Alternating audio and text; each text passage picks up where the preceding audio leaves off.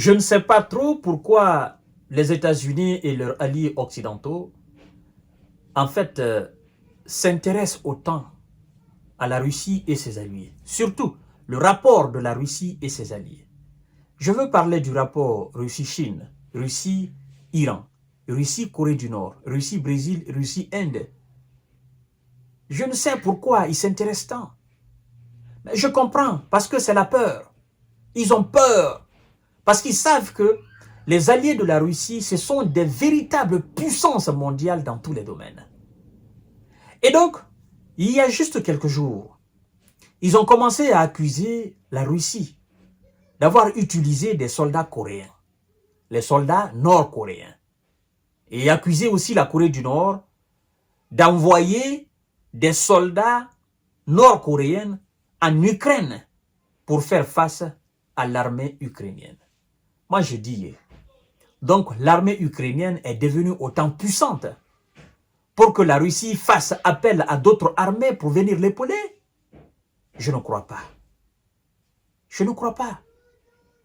Je ne crois pas parce que, en fait, si l'armée russe subissait des pertes considérables sur le terrain et était sur le reculoir, que l'armée ukrainienne et ses alliés étaient en position de force, de telles accusations pouvaient être vérifiées.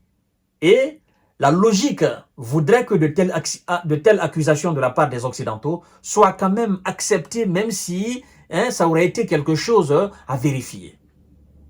Mais puisque c'est la Russie qui est maître du terrain, c'est elle qui mène la cadence quand elle veut, c'est elle qui gagne du terrain, c'est elle qui est à l'offensive, et que c'est l'armée de M. Zelensky et ses supplétifs occidentaux qui est sur le reculoir, mais moi je pense quand même que le bon sens voudrait que ce soit plutôt du côté de M. Zelensky qu'il y ait du renfort de la part des Occidentaux. Maintenant, mettons dans un contexte très clair, même si, mettons dans le conditionnel, même si la Russie venait à faire appel à la Corée du Nord pour l'épauler sur le terrain, moi je pense que la réponse franche à de telles actions serait d'envoyer des soldats européens et des soldats américains sur le terrain. Si les accusateurs ont la preuve formelle que des soldats coréens sont sur le terrain ukrainien, mais qu'on envoie alors des soldats américains et des soldats français, allemands, belges, aller épauler massivement les gars qui sont sur le terrain, qui peinent à faire face à ces troupes russes. Et dans ce cas, je pense que la Russie ne serait pas dans une configuration où elle va accuser les Ukrainiens d'être sur le terrain, puisque en ce moment, elle-même serait en train d'utiliser les militaires coréens. Mais ce n'est pas le cas. En fait, c'est une manière pour eux de justifier leur défaite. Ils veulent passer par toutes les manières pour justifier leur défaite.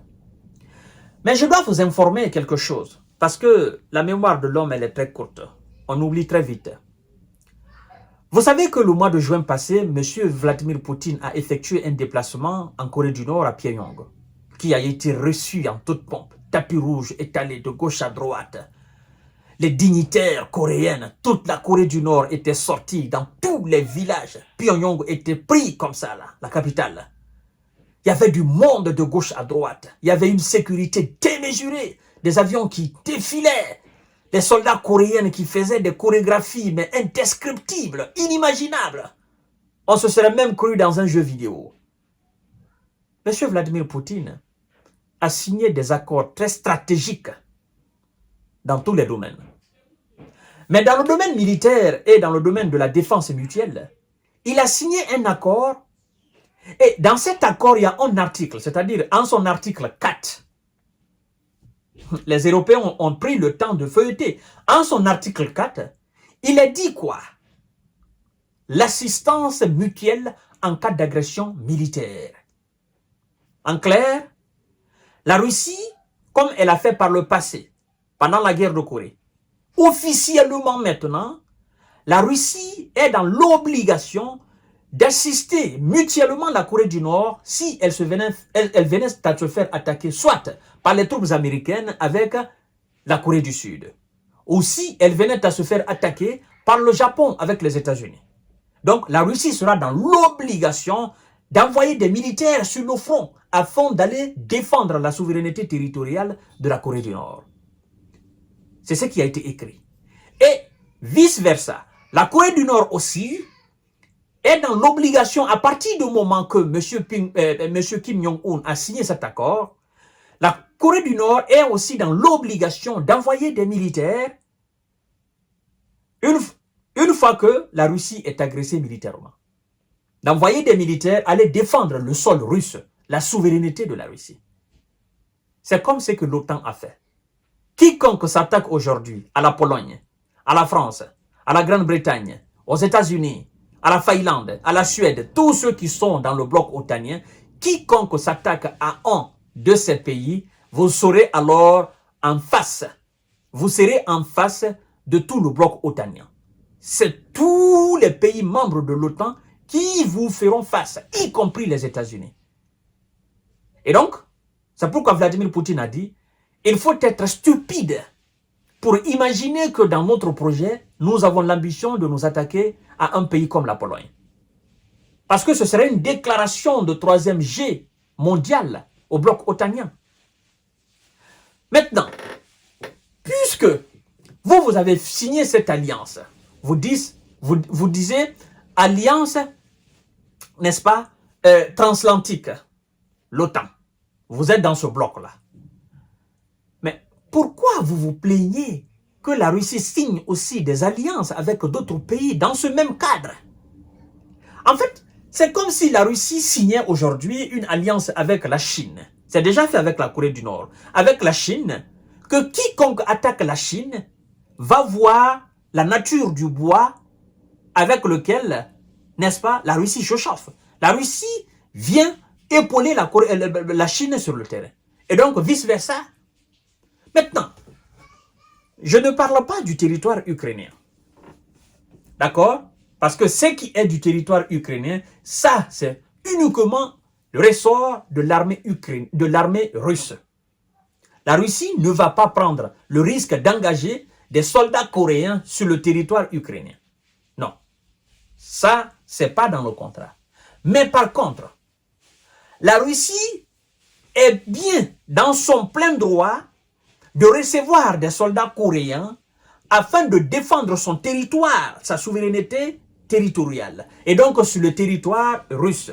Si on constate la présence des soldats coréens, nord-coréens sur le territoire russe, il n'y a pas de problème, parce que cet accord a été déjà signé. C'est comme aujourd'hui, l'alliance de l'AES, Mali, Burkina, Niger. C'est lui qui s'attaque au Mali, vous verrez le Niger. Celui qui s'attaque au Burkina, vous verrez le Mali et le Niger. Celui qui s'attaque au Niger, vous verrez le Mali et le Burkina.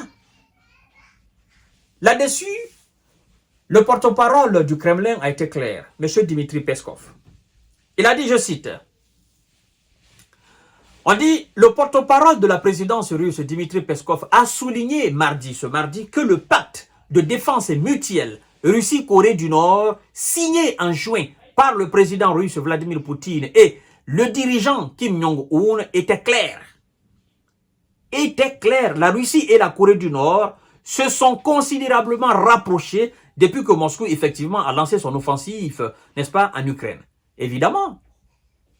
Ça, on ne nie pas. Donc, quand il dit c'est clair, mais c'est clair. Et vous-même, vous dites, en son article 4, mesdames et messieurs, vous comprenez? En son article 4, ils ont signé un partenariat stratégique qui prévoit en son article 4 une assistance militaire immédiate en cas d'agression armée. Le plus important est que ce traité prévoit un partenariat stratégique dans tous les domaines, y compris, n'est-ce pas, le domaine de la sécurité, a souligné mardi M. Dmitri Peskov. Donc c'est clair. En son article 4, c'est clair pour tout le monde, comme de l'eau de roche. La Russie ne va pas envoyer des soldats coréens, je répète encore, les soldats coréens sur le territoire ukrainien. ce serait engager la Corée dans quelque chose qu'elle n'a pas signé. Mais si les soldats coréens sont sur le territoire russe, ben, leur pays est engagé dans un partenariat stratégique avec la Russie. Le dirigeant coréen, Kim Jong-un, a signé. Vladimir Poutine a signé.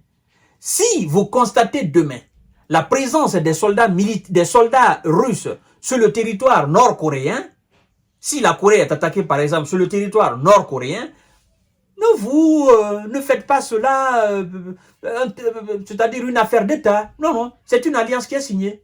C'est normal, les pays signent des alliances. N'importe quel pays indépendant souverain peut signer des alliances avec n'importe quel autre pays dans le monde entier. C'est ça la vérité, mesdames et messieurs. C'est ça la vérité.